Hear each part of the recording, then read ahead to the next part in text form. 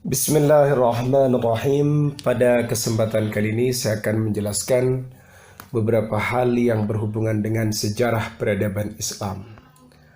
Untuk memahami sejarah peradaban Islam, sebagaimana kita tahu bahwasannya Islam ini muncul berada di Jazirah Arabia, sehingga kita betul-betul dituntut mengerti bagaimana sebenarnya bangsa Arab, bagaimana asal-usulnya, dan bagaimana agamanya, khususnya sebelum Islam masuk ke Jazirah Arabia. Sebelum kita membahas lebih lanjut, maka kita akan melihat bagaimana kupasan dan penyajian melalui PowerPoint berikut ini. Yuk kita simak PowerPoint satu persatu.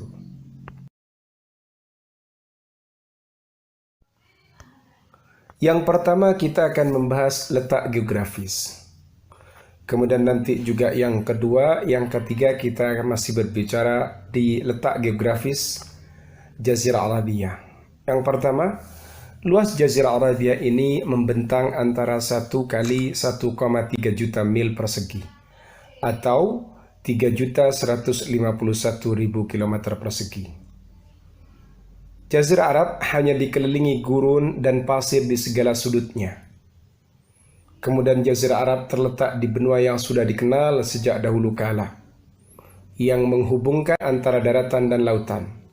Sebelah barat laut merupakan pintu masuk ke benua Afrika, kemudian sebelah timur laut merupakan kunci utama masuk ke benua Eropa, dan sebelah timur merupakan pintu masuk bagi bangsa-bangsa non-Arab ketika itu. Habis ini kita akan melanjutkan pada letak geografis yang kedua.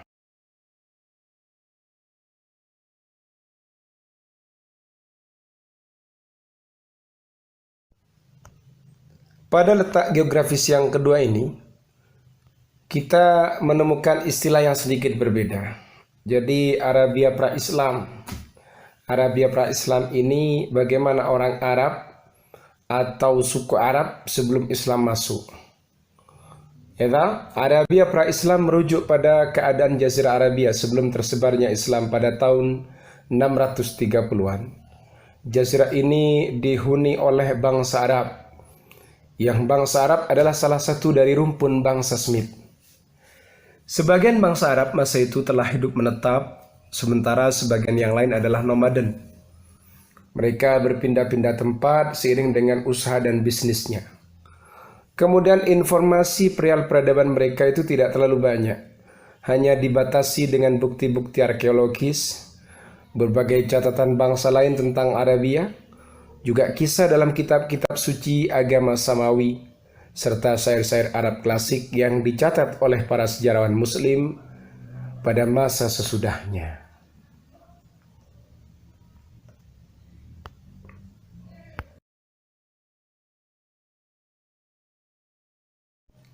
Kita beranjak pada letak geografis yang nomor 3. Jazirah Arab secara umum beriklim amat panas, kering, sedikit hujan. Jadi sangat jarang sekali ditemukan curah hujan di kawasan Jazirah Arabia ini.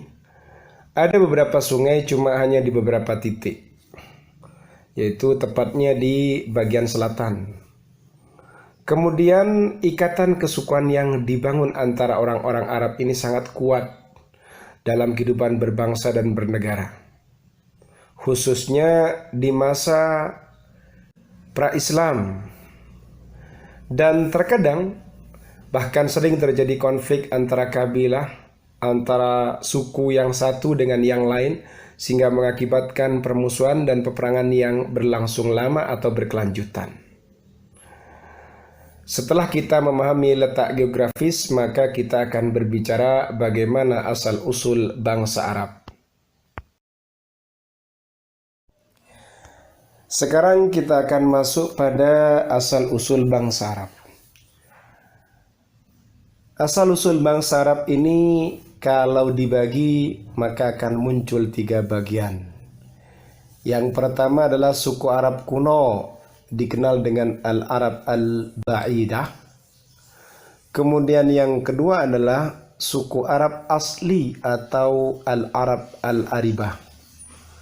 Lalu kemudian yang ketiga adalah suku Arab pendatang atau Al-Arab Al-Musta'ribah atau Al-Musta'rabah. Jadi bangsa Arab yang kita kenal di Jazirah Arabia, ia berkutat pada tiga suku ini. Bagaimana keterangannya lebih lanjut? Kita akan mendengarkan pada slide kajian berikutnya.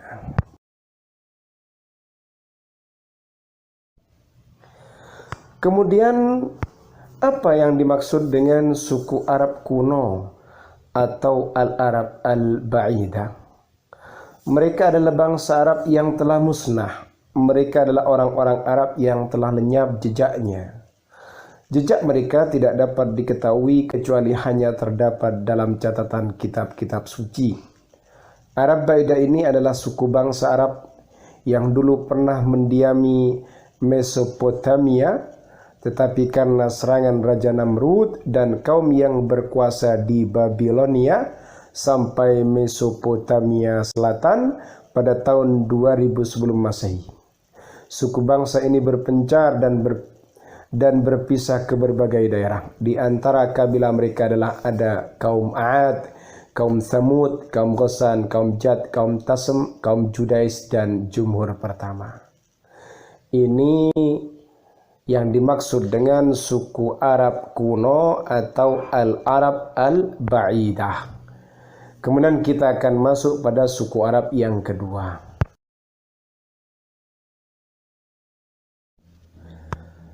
Suku Arab yang kedua adalah suku Arab Al-Aribah. Suku ini merupakan penduduk Arab yang sejak semula mendiami Jazirah Arab, yaitu cikal bakal dari rumpun bangsa Arab yang ada sekarang ini. Mereka berasal dari keturunan Khatan atau Qattan yang terdiri dari dua suku bangsa yang terkenal, yaitu Himyar dan Kahlan, yang mereka itu menetap di tepian sungai Efrat, kemudian pindah ke Yaman. Mereka mendiami wilayah Hijaz, Arab Tengah, Oman, dan Yaman. Kerajaan-kerajaan yang pernah didirikan dan terkenal adalah Kerajaan Sabak yang berdiri pada abad ke-8 sebelum Masehi, dan Kerajaan Himyar berdiri pada abad ke-2 sebelum Masehi. Ini hal-hal yang kita pahami dari suku Arab asli atau dikenal dengan Al-Arab Al-Aribah. Bagaimana dengan suku Arab yang ketiga? Yuk kita simak set berikutnya. Ketika kita berbicara suku Arab yang nomor 3, maka suku Arab yang nomor 3 ini adalah suku Arab pendatang atau Al-Arab Al-Musta'ribah atau Al-Musta'rabah. Mereka adalah suku yang kemudian menjadi Arab atau peranakan Arab. Mereka disebut demikian karena waktu Jurhum dari suku bangsa Qattan mendiami Mekah, mereka tinggal bersama Nabi Ismail dan ibunya Siti Hajar. Jadi mereka ini adalah orang Arab pendatang yang kemudian mereka menjadi warga atau menjadi Arab, atau dalam istilah yang lain disebut dengan peranakan Arab. Itu terkait dengan sekilas bagaimana asal-usul suku Arab atau orang Arab yang kita kenal hingga saat ini.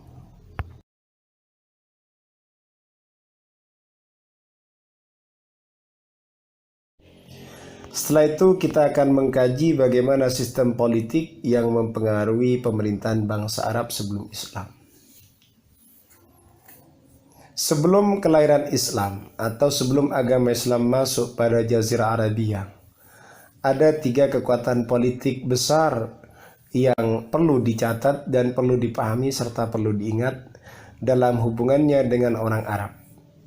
Yang pertama adalah Kekaisaran Nasrani Bizantium. Diingat. Kemudian yang kedua adalah Kekaisaran Persia yang memeluk agama Zoroaster. Yang ketiga adalah dinasti Himyar yang berkuasa di Arab bagian selatan. 3 kekuatan politik inilah yang kemudian memberikan pengaruh besar pada pemerintahan bangsa Arab sebelum Islam itu masuk. Kemudian ada beberapa hal yang perlu kita pahami. Bagaimana sebenarnya kondisi sosial masyarakat Arab sebelum Islam? Nah, kita akan simak pada slide berikutnya. Yuk kita simak.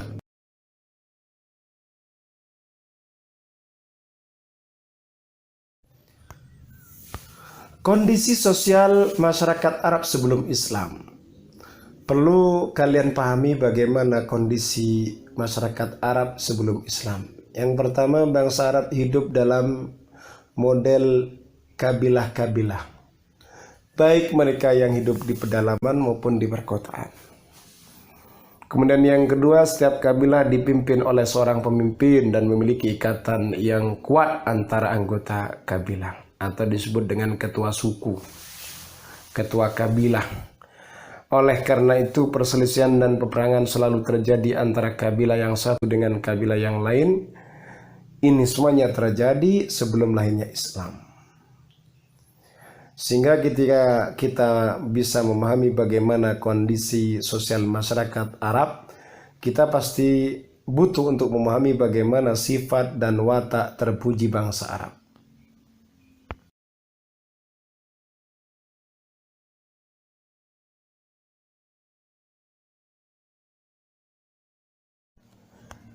Sifat dan watak terpuji bangsa Arab. Jadi mungkin sekilas kita pernah dengar ada zaman jahiliyah. Tapi ternyata versi sejarawan juga ada sisi-sisi lain yang itu juga menjadi sifat dan watak terpuji bangsa Arab. Yang pertama adalah mereka pemberani. Jadi mereka itu sangat kuat untuk menjaga harga diri, jaim, jaga image-nya. Kemudian yang kedua adalah suka hidup bebas. Makanya disebut suku yang nomaden. Nomor 3 itu memenuhi janji. Kemudian yang keempat adalah pantang mundur. Yang kelima adalah suka menolong. Bagaimana memahami 5 sifat yang istimewa ini? Kita akan menjelaskan satu persatu setelah ini. Yang dimaksud dengan pemberani, apa sebenarnya itu? Sifat pemberani merupakan sifat yang menonjol pada bangsa Arab. Kehidupan di padang pasir sangat liar. Mereka selalu berpindah dan mengembara. Oleh karena itu mereka selalu membawa senjata untuk melindungi diri dalam perjalanan. Kehidupan yang keras seperti ini membuat mereka memiliki keberanian yang tinggi. Mereka berwatak pencemburu dan cepat naik darah. Dengan watak seperti itu, masalah yang kecil bisa menyebabkan perang besar. Watak pemberani ini memiliki peran besar dalam pengembangan Islam. Mereka berdakwah dengan semangat dan penuh keberanian. Dengan demikian agama Islam tersebar luas dalam waktu yang singkat dan cepat. Kemudian bagaimana yang dimaksud dengan watak terpuji yang lain? Yang tadi sudah kita baca, yaitu suka hidup bebas.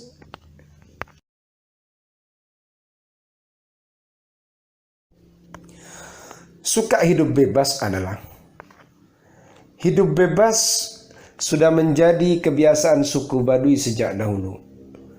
Mata pencarian mereka adalah memelihara ternak dan berdagang, seperti kambing dan juga berdagang, sehingga mereka disebut nomaden.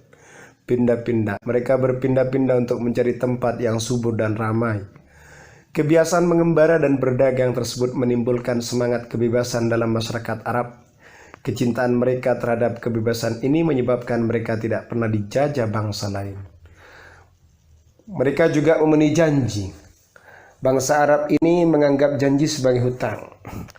Oleh karena itu, setiap berjanji mereka berusaha untuk memenuhinya. Bahkan mereka lebih suka membunuh anaknya daripada mengingkari janji. Mereka juga suka membakar rumahnya daripada mengingkari janji. Artinya harga diri mereka ini betul-betul dijaga. Misalnya mereka disuruh memilih antara membakar rumah dengan mengingkari janji, ya mereka lebih suka membakar rumahnya. Kan luar biasa yang kita jarang menemukannya kan.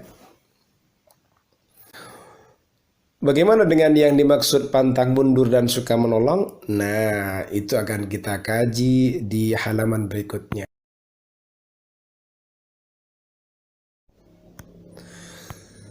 Kemudian sifat terpuji lainnya adalah pantang mundur dan suka menolong. Pantang mundur ini maksudnya bagaimana? Bangsa Arab memiliki watak pantang mundur. Apabila mereka menginginkan sesuatu, tidak ada yang bisa menghalanginya. Mereka akan menghunus pedang untuk menghancurkan penghalangnya. Oh, luar biasa. Kemudian yang kedua, suka menolong. Bangsa Arab memiliki watak suka menolong, rasa senasib dan solidaritas yang sangat kuat dalam suku. Apabila misalnya seorang anggota suku diserang musuh, semua anggota suku akan membelanya. Mereka rela mengorbankan apa saja dalam membela saudaranya. Kemudian sekarang kita akan masuk pada kehidupan keagamaan masyarakat Arab sebelum Islam. Apa sebenarnya agama yang mereka anut? Nah, kita akan menyaksikan pada slide berikutnya. Agama yang mereka anut atau kehidupan keagamaan masyarakat Arab sebelum Islam. Maka ternyata sebelum Islam datang, penduduk Arab menganut agama yang bermacam-macam. Dan Jazirah Arab telah dihuni oleh beberapa ideologi keyakinan keagamaan. Yang pertama beragama Yahudi, kemudian beragama Nasara atau Nasrani, Kristen, kemudian beragama Majusi atau Majusia. Agama Majusi adalah agama Persia kuno. Kemudian yang keempat adalah syirik, paganisme. Apa yang dimaksud dengan Yahudi, Nasrani, Majusia, paganisme? Kita akan masuk pada slide berikutnya.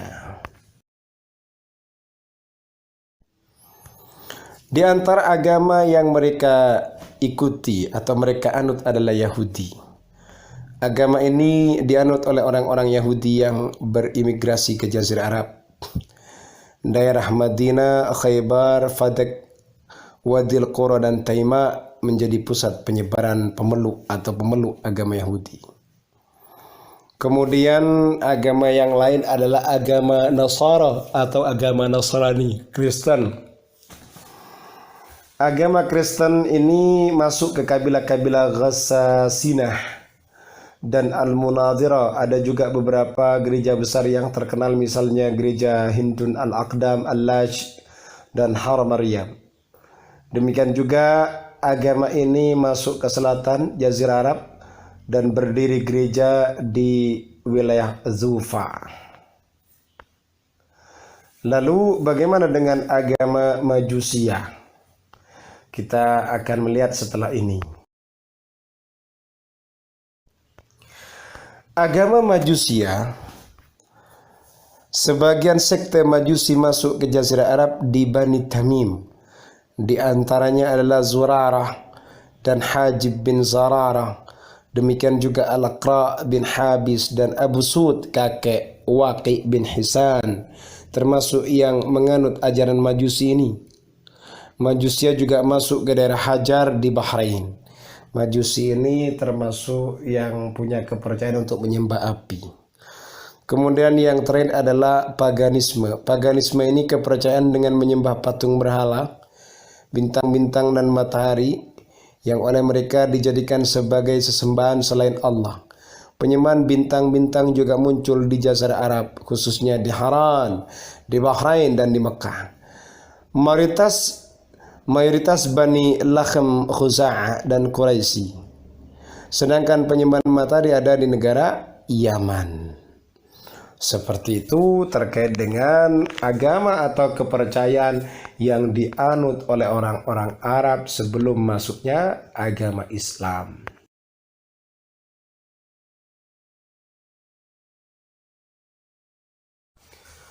Kemudian berikutnya kita akan berbicara bagaimana budaya orang Arab sebelum masuk Islam.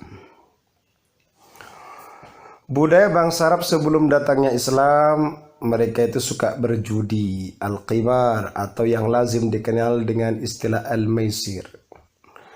Juga mereka suka menenggak khamar dan berkumpul-kumpul untuk minum khamar bersama. Bangga karenanya serta memahalkan harganya. Kemudian juga ada istilah lagi nikah istibdha. Seperti itu. Bisa dimengerti ya? Lalu apa yang dimaksud nikah istibdha? Nah, nikah istibdha nanti kita akan mengkajinya insyaallah dengan detail. Kemudian mereka juga suka mengubur hidup-hidup anak perempuan, membunuh anak-anak baik lelaki maupun perempuan. Wanita berdandan ketika keluar rumah dengan tujuan menampakkan kecantikannya, menjajakan para budak perempuan sebagai pelacur, saling menyerang dan memerangi satu sama lain untuk merebut dan merampas harta. Kemudian enggan mengerjakan profesi tertentu karena kesombongan dan keangkuhannya. Ini sedikit potret yang kurang baik yang dilakukan oleh bangsa Arab sebelum datangnya Islam. Bagaimana yang dimaksud? Nah, kita akan masuk pada slide berikutnya.